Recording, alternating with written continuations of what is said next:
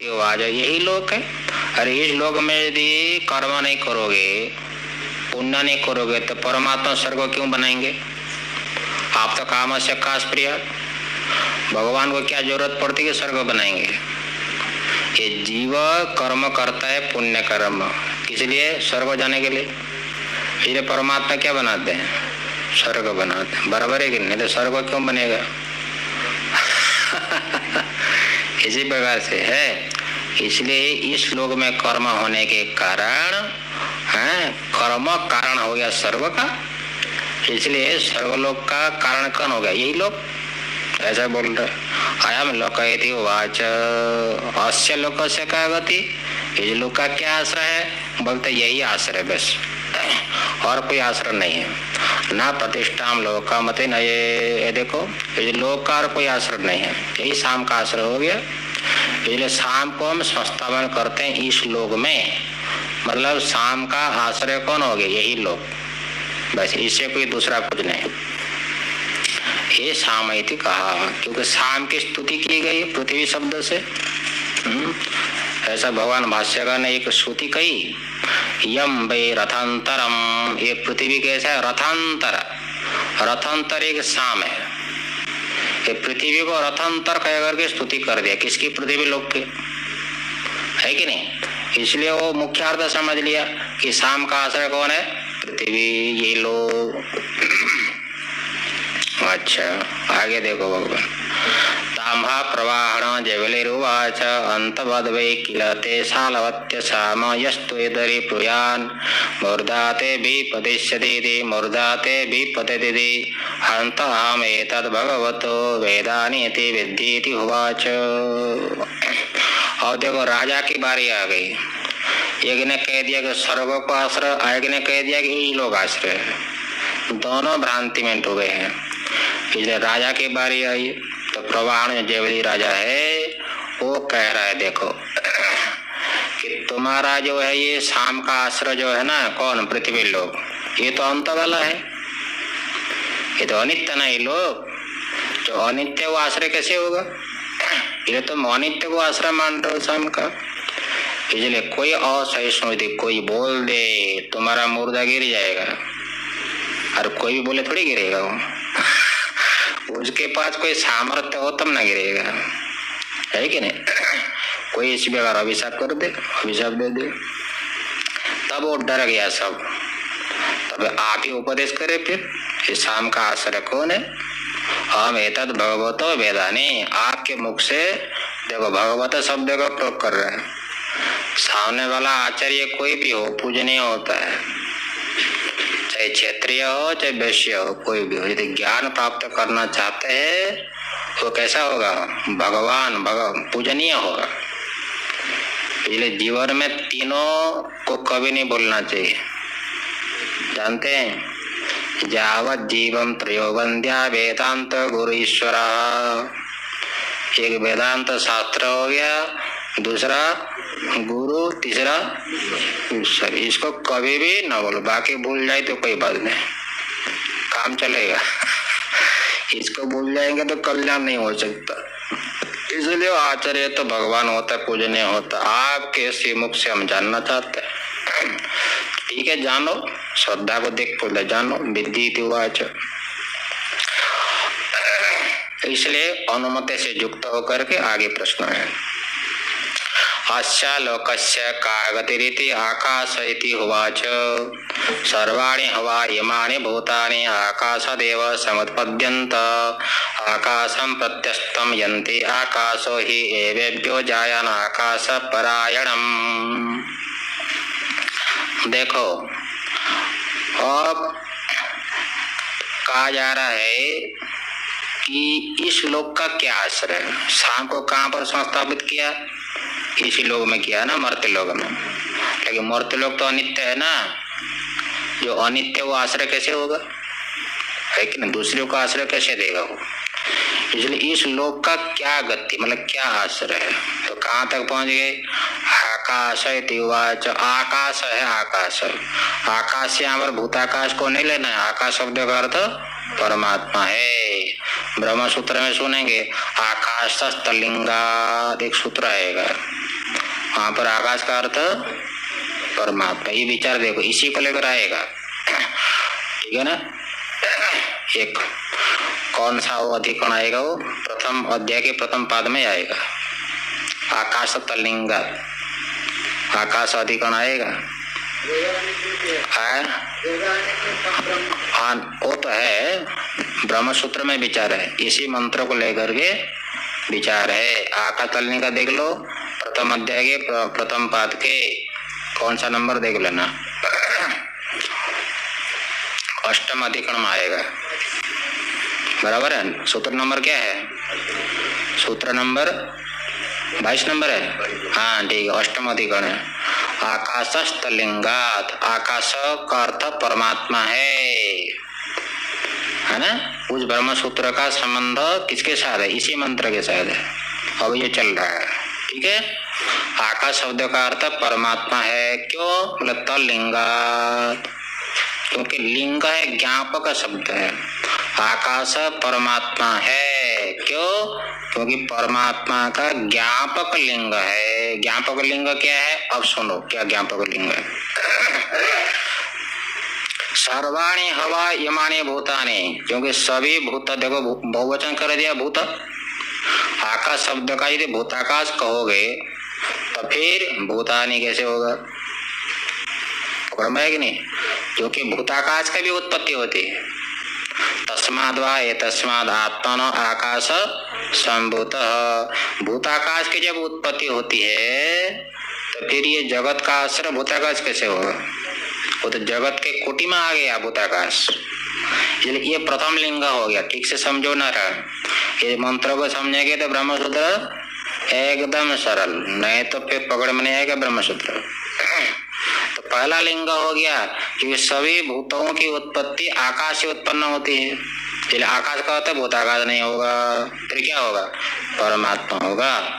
आकाशात एव समुत्पद्यन्ते, आकाश में ये रहते भी कहा, आकाशम प्रत्यस्तम यन्ति, आकाश में लीन भी हो जाते हैं कहा, ठीक है ना। अच्छा, दूसरा एक लिंग हो गया। दूसरा लिंग है आकाश ही एव एभ्यो जाया, ये आकाश सबसे वो क्या है, जायान श्रेष्ठ है, महान है। जायन का अर्थ होता है अतिशय न महत, सबसे महान है सभी भूतों से। ये महान कौन हो गया, परमात्मा। दूसरा लिंग हो गया आकाश परायणम, आकाश सबका आश्रय है तीनों काल में। कितना लिंग हो गए हैं, दो लिंग हुए ना, इसलिए आकाश शब्द का अर्थ परमात्मा है। और एक बता रहे हैं, स एषा परोवरीयान उद्गीत, स एषो अनन्तः परोवरीयो हास्य भवति, परोवरीयो लोकान् जयति, य एतदेवं विद्वान् परोवरीयान् सम उद्गीतम उपास्ते। और वो जो है आकाश परोवरीयान बोल दिया, परोवरीयान मतलब क्या है, सबसे श्रेष्ठ हो और उत्तरोत्तर उत्कृष्ट है, इसलिए परोवरीयान, परश्चा से वरीयान थी परोवरीयान। और कौन है उद्गीत, क्योंकि उद्गीत में उपासना करनी ना परमात्मा की, इसलिए उद्गीत का। और एक लिंग कहते हैं कि आकाश शब्द का अर्थ परमात्मा है, अनंत, ये तीसरा लिंग हो गया, ठीक है। अनंत न विद्यते अंतो यस्मिन् इति अनंत, अनंत शब्द से ही ब्रह्म अद्वैत है, ये सिद्ध हो गया, समझ में कि नहीं। हाँ, इसलिए वो तार्किक लोग है ना, तार्किक लोग भूताकाश को ही व्यापक कहते हैं, लेकिन उसमें वस्तु परिच्छेद पड़ा है, फिर वस्तु से परिच्छिन्न हो जाता आकाश, काल से परिच्छिन्न न होने पर भी, समझ में ना, वस्तु से परिच्छिन्न हो गया। और जो वस्तु से परिच्छिन्न हो गया वो अनंत होगा, एक भी परिच्छेद रहेगा तो अनंत नहीं होगा, समझ में कि नहीं। हाँ, जैसे कोई नवरात्र चल रहा है ना, नवरात्र में फलाहार करना पड़ता है, ठीक है। हाँ, कोई कहता है मैं फलाहार करता हूँ, रोटी नहीं खाते हो, बोले एक रोटी खाता हूँ, फलाहार हो गया। एक रोटी का एक टुकड़ा भी खाए तो उसको फलाहारी कहा जाएगा? फलाहार करता हूं का मतलब क्या होगा? फलाहार ही करता हूं, एक बार नहीं अर्थ। इसी प्रकार से अनंत किसको कहा जाएगा? जिसमें एक भी अंत न हो उसको अनंत। एक भी अंत हो गया परिचय तो उसको अनंत नहीं कहा जाएगा। ये अनंत शब्द का अर्थ भूताकाश नहीं होगा। तो भूताकाश तुम्हारा अंत वाला है, वस्तु परिच्छेद वाला है, और अनंत का अर्थ क्या निकलेगा? जिसमें कोई भी अंत परिच्छेद नहीं है। ये अनंत कहने से ही ब्रह्म अद्वैत है, ये सिद्ध हो जाता है। ठीक है, आगे तो सुनेंगे एकम अद्वितीयम, समय लगेगा सदैव सब में चलेगा तब होगा। परोवर्यस्य भवति, उस गुण से कोई उपासना करे, परोवर्यस्व गुण विशिष्ट परमात्मा होगा, उसकी उपासना करेंगे उद्गीत में, ऐसे लोग प्राप्त हो जाएगा।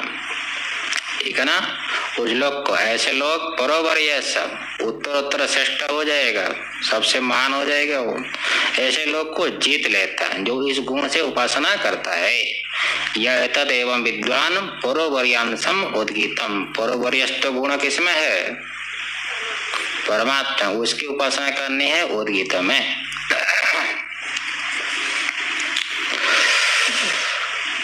अच्छा जी, आगे देखो, अब उसकी स्तुति हो रही है, ऐसी उपासना की स्तुति है। ताम एतम अतिधन्वा शौनक उदर सांडिल्याय उक्त उवाच यावत् एनं प्रयायामुद्गीतं वेदिष्यन्ते परोवर्यो अयस्तावदस्मिन् लोके जीवनं भविष्यति। इसलिए ये जो उद्गीत है, उद्गीत, इस उद्गीत को जो कोई भी जानता है, वेदिष्यन्ते, जानने से क्या होगा? उपासना करने से होगा।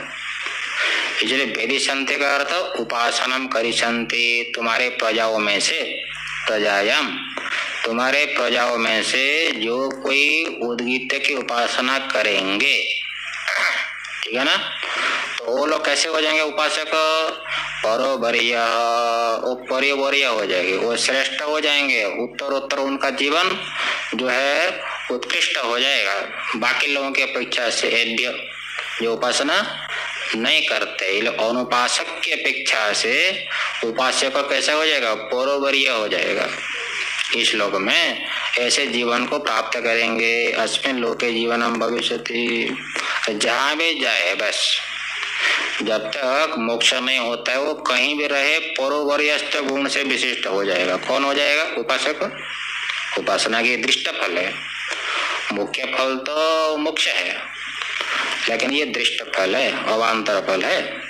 तथा अमुष्मिन् लोके लोक इति स य एतदेव विद्वान् उपास्ते परोवर्य एव अस्य अस्मिन् लोके जीवनं भवति।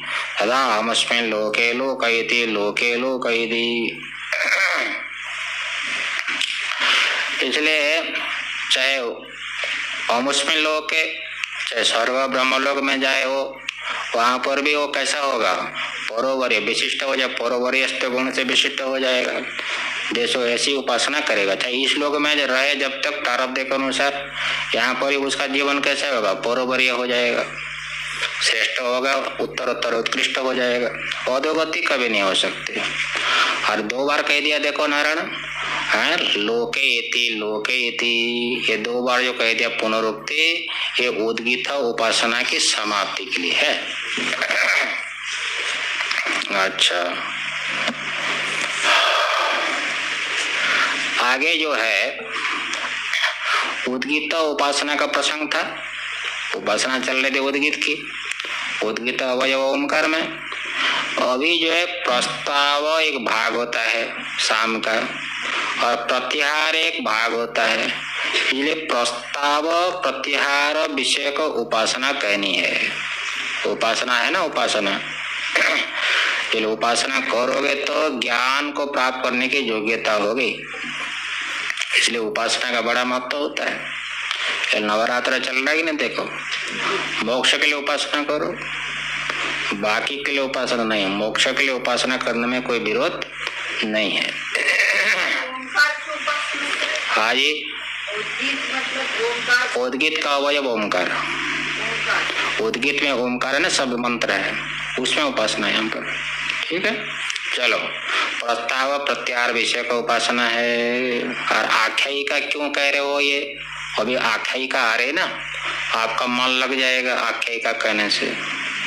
कहानी होती है ना, कहानी इसलिए दादी माँ कहानी सुनाती है बच्चे को, पोते को, उसका मन लग जाता है कि नहीं।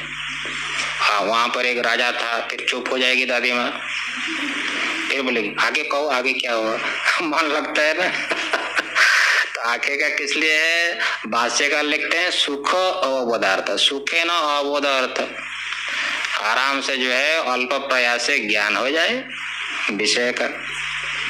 इसलिए देखो आख्यायिका है।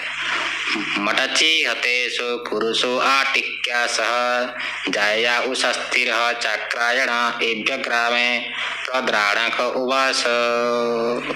देखो कोई कुरु देश था और वहां पर क्या होगा? मटची हत। मटची मतलब क्या होता है? मटची का बहुत अर्थ होते हैं। वज्रपात हो गया मान लो, वज्रपात हो जाता है, कहीं बहुत ओले गिर जाते हैं तो अनाज सब समाप्त हो जाता है, खेती बाड़ी सब समाप्त। और कहीं कहीं ये मोटच्ची का अर्थ पक्षी भी लिया, लाल लाल पक्षी दिखती है छोटे छोटे, जहाज पहले ऐसे होते थे, जहां जाएंगे सारी खेती चौपट, ये मोटच्ची का एक अर्थ है ऐसा है। हाँ, आपको पता होगा। फिर ऐसा अर्थ किया है रत्न प्रभा, एक टीका है ना, है रत्न प्रभा, वहां पर ब्रह्म सूत्र में रत्न प्रभा है, वहां पर मोटच्ची का अर्थ ऐसे किया है। जो लाल पक्षी होती है वो नुकसान करती है वो खेती को, इसलिए उससे जो है खेती समाप्त हो गई। ऐसे देश में जो है उस, और कैसे गांव में रहा जहां पर महावत हाथी चलाने वाले थे वो सस्ती चाकरण रहा। और किसके साथ? गृहस्थ था ना वो, इसलिए वो पत्नी के साथ रहता था वो। और पत्नी कैसे थी? आटिक्की। आटिक्की मतलब क्या होता? अल्प वयस्क, ज्यादा उम्र थी, अल्प वयस्क जो पत्नी थी उसके साथ उस्ती चाकरण जो चक्र का पुत्र वो रहता था बड़े कष्ट से, इसलिए पद्राणक बोल दिया। लेकिन भूख होती है तो भूख से तो कोई भजन होता नहीं। बहुत भूख लगी तो क्या करेगा? फिर भिक्षा के लिए गया हो, और कहाँ गया देखो सह एभ्यम कुलमासन खादंतम विविक्षे तमोवाच नयतो अन्ये विद्यन्ते यच्चैम इमा उपनीता इति। ये देखो वो जो उस्ती चक्र है ना, वो मांगा किससे मांगा? एभ्यम मतलब महावत था ना, महावत हाथी चलाने वाला, हाथी उससे मांगा। और वो क्या खा रहा था देखो, है वो कुलमास के किसको बोलते? उड़द जब खाओगे ना बुद्धि कैसी होती है? बैल की तरह हो जाती है, भैंस की तरह हो जाती है। हाँ, ताकत तो बहुत है उड़द में, लेकिन बुद्धि जड़ हो जाती है। फिर अन्न में जो है निकृष्ट अन्न है उड़द और उड़द खा रहा है, लेकिन फिर भी वो मांग रहा है थोड़ा सा हमको भी दे दो। खादंतम विविक्षे है ना। तमवाच उस्ती से महावत ने कहा, बोलते न ये तो अन्य विद्यन्ते, जो भी था अनाज सब बना करके पत्नी मुझे दे रही है और वही मैं खा रहा हूँ, अलग कुछ है ही नहीं, पात्र में कुछ है ही नहीं, है ना। यच्च मतलब जो अन्न चय मतलब राशि जो भी था भोजन पात्र में, सब जो है पत्नी ला करके मेरे थाली में रख दिया पाव करके बस तब तो इसमें से थोड़ा दे दो वो सोचते बोल रहे यदि साम्य देहि उवाच तान अस्मै प्रददौ हंत अनुपानम इति उच्छिष्टम वै मैं पीतम स्यात् इति उवाच। देखो उनमें से मुझे थोड़ा दे दो कहा, और देना ही तो पड़ेगा, है देना ही तो पड़ेगा ना, नहीं तो उसका प्राण निकल जा रहा है। तान अस्मै प्रददौ, उस अस्थि को महावत ने थोड़ा दे दिया, वो झूठा दे दिया। देखो झूठा अन्न किसी को नहीं देना चाहिए, लेकिन ये दे रहा है, ठीक है। झूठा अन्न किसी का खाना भी नहीं चाहिए और देना भी नहीं चाहिए, ये मांग रहा है। हाँ तो अभी आएगा प्रसंग, देखो सुनो। लेकिन जल भी तो देना चाहिए ना, उड़द दे देता है, कुछ पीने के लिए जल भी दे रहा है, बड़ा दुख से दे रहा है। झूठा भोजन तो नहीं देना चाहिए किसी को, लेकिन ये दे रहा है, इसलिए बड़े दुख हो रहे। हंता मतलब दुखी हो करके अनुपानम थोड़ा जल भी दे रहे। लेकिन मना कर दिया। देखो सस्ती उड़द तो ले लिया, लेकिन जल जब दिया तो जल मना कर दिया। उच्चिष्टम भय में पीतम स्यात्, तुम्हारा दिया हुआ जल यदि पीऊंगा तो ये उच्चिष्ट झूठा माना जाएगा, ऐसा कहा। किसने कहा? उस हस्ती ने कहा। और उनको बड़ा आश्चर्य हो रहा है, उड़द ले रहे हो तो उड़द झूठा नहीं है, और जल ले रहे हो तो जल झूठा हो गया। ये कैसे हो गया? झूठा तो दोनों होना चाहिए, ठीक है। अब क्या कह रहा है देखो चतुर्थ मंत्र में, ना स्विद एतेपि उत्तिष्ठा इति नवा अजिजीविष्यम् इमान अखादन इति होवाच कामोम उदपानम इति। देखो ये स्विद हो गया वितर्क, ना स्विद, स्विद का था वितर्क। कैसे वितर्क? एते उच्चिष्टा इति, वितर्क हो रहा है ना, वही जल को बोलते हो झूठा हो गया, अरे उड़ा झूठा नहीं हुआ, ये कैसे? लोग कुछ समझ में नहीं आ रहा है। किसको? देने वाला जो महावत है उनको समझ में नहीं आ रहा है कि वो सस्ती क्या कह रहा है, जल हो जाएगा झूठा, अरे उड़ा जो दे रहे हो झूठा नहीं होगा, ये कैसे हुआ? उत्तर क्या दे रहे हैं वो सस्ती, नवा अजिजीविष्यम ईमान अखादन, ये उड़द को यदि मैं न खाऊं, झूठे उड़द को यदि मैं न खाऊं, मेरा प्राण तो निकल जाएगा, अजिजीविष्यम मैं जी नहीं पाऊंगा। इति उवाच, ऐसा उस हस्ती ने कहा। अरे जल तो अन्य जगह मिल जाएगा, अरे अभी जल नहीं पिएंगे भी काम चल जाएगा। जल आगे मिल सकता है, अथवा अभी जल नहीं पिएंगे भी चलेगा, उड़द खाने से भी काम चल जाता है। इसलिए क्या हुआ, उच्चिष्ट अन्न यहाँ पर लेने पर भी दोष नहीं लगेगा। बात समझ में? तो शास्त्र ने फिर आज्ञा दे दिया, मतलब उच्चिष्ट अन्न खाने पर दोष नहीं लगेगा, अनुमति दे दिया ना। फिर ऐसा यहाँ पर अनुमति नहीं है, समझ के रखो। उच्चिष्ट अन्न न देना न ग्रहण करना, शास्त्र की आज्ञा यहाँ पर नहीं है, ठीक है। इसलिए किसी किसी को जो है ना ज्ञान का अभिमान हो जाता है। कैसा? अरे सब तो मिथ्या है, इसमें क्या है, इसलिए चाहे भोजन कैसे भी ग्रहण कर लो सब मिथ्या ही है। ज्ञान का अभिमान किसी किसी हो जाता है, और ज्ञान का अभिमान करके यदि अशास्त्रीय आचरण करे, झूठा मूठा अशुद्ध भी ग्रहण करे, उसका क्या होगा? भगवान भाष्यकार कहते हैं नरक पातस्यादेव। बात समझ में? ज्ञान का अभिमान करे कि मुझे ज्ञान हो गया, तो कुछ भी कर्म करे, अशास्त्रीय कर्म भी करे, तो वो कहाँ जाएगा? नरक में ही जाएगा वो। भगवान वास्तव ये कटु शब्द का प्रयोग किया। लेकिन उच्चिष्ट अन्न फिर कौन ग्रहण करेगा, किसका अधिकार है? यहाँ पर एक शिक्षा हो रही है ना, उच्चिष्ट अन्न कौन ले सकता है, कब लेना चाहिए, यहाँ पर एक मर्यादा है। यहाँ पर एक पंक्ति लिखे हैं, ज्ञानिनो यथेष्टाचय प्रमाणाभावात्, ज्ञान हो जाने पर भी है ना अशास्त्रीय आचरण करने में किसी का अधिकार नहीं है। एक पंक्ति यहाँ पर आनंद गिरी महाराज लिखा, अनेक प्रमाण विवाद, प्रमाण से विरोध हो जाएगा, इसलिए यहाँ पर यथेष्ट आचरण की अनुमति नहीं दे रहे हैं शास्त्र। फिर उच्चिष्ट ग्रहण करने का अधिकार किसको है और कब है, एक विचार है यहाँ पर। कहते हैं एक पंक्ति है कि एक पंक्ति क्या है, एक आचार्य आनंद गिरी महाराज वो लिखे है, स्वात्म उपकारे परोपकारे च सामर्थ्यम निग्रह अनुग्रह शक्तिमत्तम। मतलब क्या हुआ, अपना कल्याण कर सके समझ में ना, जो स्वयं का कल्याण कर सके और दूसरे का भी कल्याण कर सके, ऐसे व्यक्ति को उच्चिष्ट कर्म करने का अधिकार है।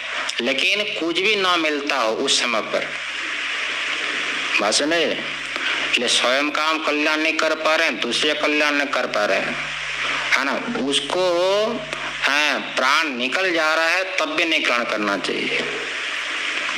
समझ में कि नहीं, ये यह शास्त्र है कि बड़े सबको उच्चिष्ट ग्रहण करने का अधिकार नहीं है, ये शिक्षा है यहाँ पर। ठीक है, आप ही बताओ कि प्रस्ताव में अनुगत देवता कौन है।